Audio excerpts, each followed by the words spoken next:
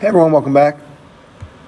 In this video, we are going to investigate the second derivative test, which will also help us find relative extrema. Okay, now we already have a test called the first derivative test that will help us find relative extrema. So this is another way to do it, or sometimes the only way to do it, depending on if we have a problem that involves a table or a problem where we only know a function's second derivative and its critical numbers. Okay? So what is the second derivative test? Let f be a function such that the first derivative at c is 0, and the second derivative of f exists on an open interval containing c. So it's important here that we can't test critical points where the first derivative is undefined in this, because that means the second derivative would also be undefined. If the second derivative is positive, that means the function is concave up, and that point would be a relative minimum. Okay, think about that for a second. If the second derivative is positive, we're going to have a concave up graph, so that point would be a relative minimum.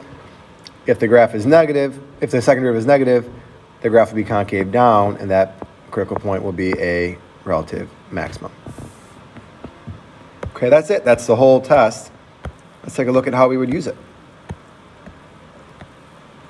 Find the relative extrema for f of x using the second derivative test. So the directions are very specific, telling us to use the second derivative test here. Okay? Let's start by finding all of our critical points.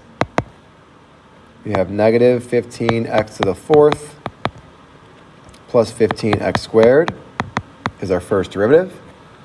And if we pull out a 15x squared, we're left with negative x squared plus 1.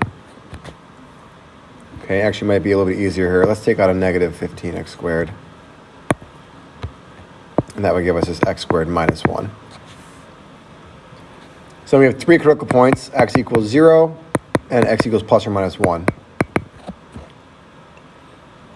Now, yes, we absolutely could just make a sign chart for this and use our first derivative test. It'll work. 100% of the time, it'll work on a problem such as this.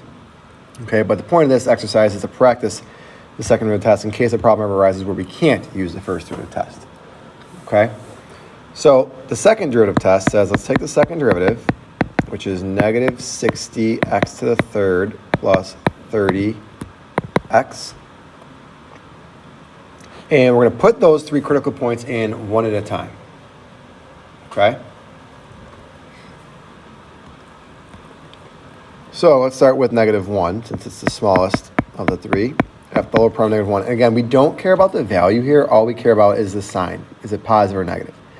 So negative 60 times negative 1 is 60, plus 30 times negative 1 is minus 30. So 60 minus 30 would be 1.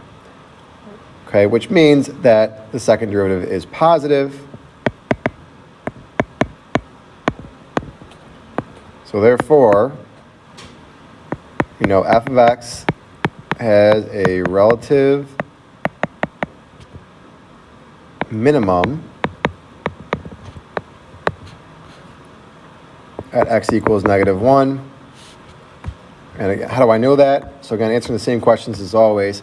What's happening? Where is it happening? And how do I know? Well, it's two reasons. Because the derivative at negative 1 is 0, and the second derivative at negative 1 is positive. Okay, and if we want the full point here, we can just take negative 1 and put it back in our original equation, which would be negative 3 times negative 1, which is 3, minus 5, or negative 2. So negative 1, negative 2 if you want the full point. Let me just repeat that process for the next 2 points here. So f double prime of 0 would be 0. So that is inconclusive. What we'd have to do then is we'd have to do the first derivative test to figure that one out. Okay? And the last one would be 1. If we put 1 in, we get negative 60 plus 30, which is negative 30. Not that it matters, but it's just negative. So I know that is less than 0. I just realized that this is not equal to 1. This is equal to 30. But that's, again, we don't even need that for anything. So let's get rid of that. All right, and because that's negative, we now know that f of x has a relative maximum at 1 comma something, so it'd be negative 3 plus 5, 2. Since, again, 2 reasons. The first derivative is 0, and the second derivative is negative. All right, and that's it. That's the second derivative test summed up there in that problem. Okay?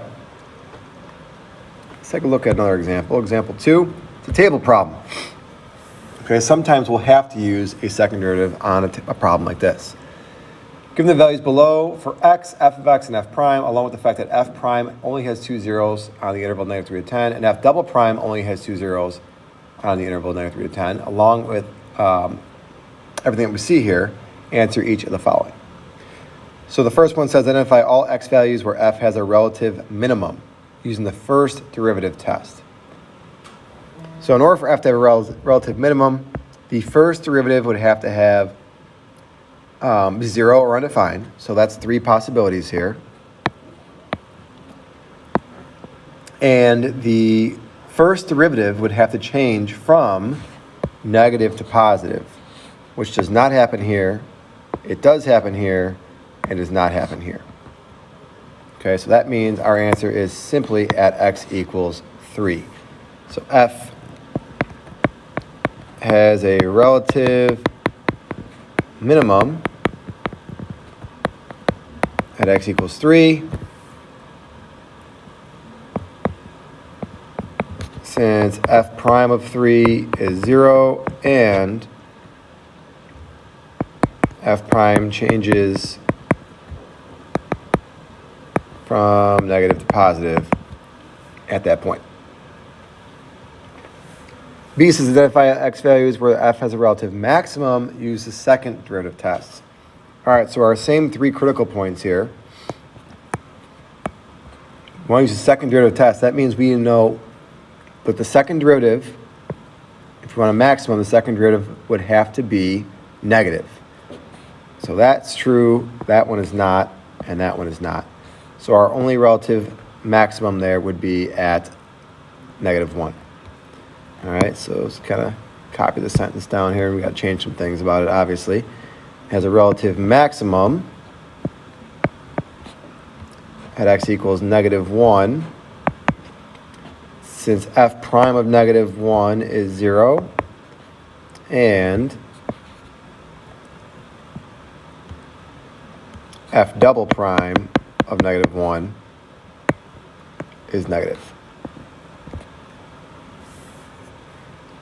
C, identify all x values where f has a point of inflection. So that would mean the second derivative changes signs. Okay?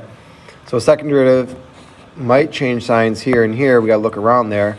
It does change here. It does not change here. So this is our point of inflection, x equals 1. So f has a point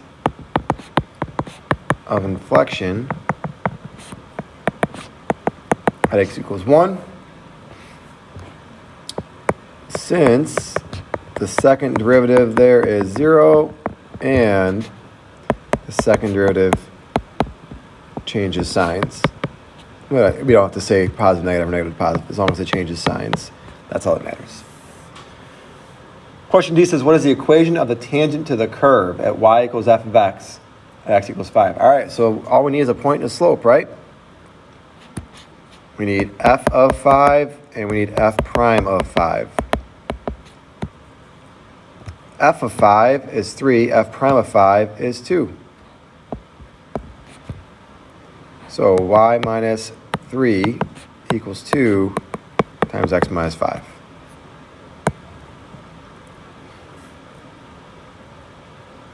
All right, at this point, I would suggest pausing this video, trying these last 2 practice problems here, one at a time, and come back and check your answers. Unpause the video when you are done.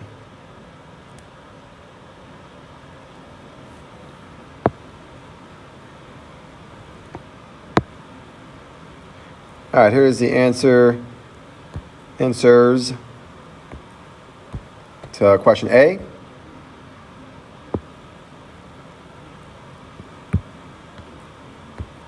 And the answers to question B. That'll do it for our look into the second derivative test. Thanks again for checking out my video today, everyone.